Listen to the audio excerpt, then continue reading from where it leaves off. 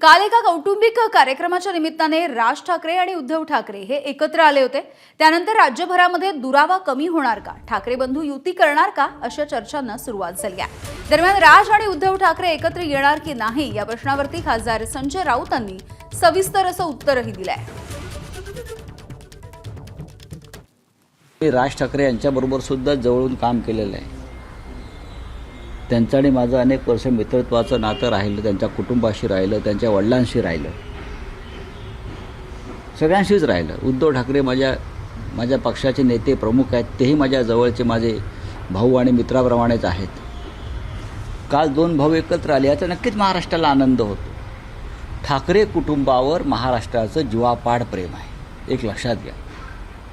ठाकरे कुटुंबाचं या महाराष्ट्राशी एक नातं आहे, एक नातं आहे आणि कोणत्याही ठाकरेंकडे साधारण त्याच दृष्टीनं मराठी माणूस पाहतो। राज ठाकरे यांनी स्वतःचा एक पक्ष स्थापन केला आहे, त्या पक्षाच्या वतीने ते भारतीय जनता पक्षाबरोबर राहून काम करतात। देवेंद्र फडणवीस, नरेंद्र मोदी, अमित शहा हे त्यांचे आयडॉल आहेत। आमच्या पक्षाचं तसं नाही।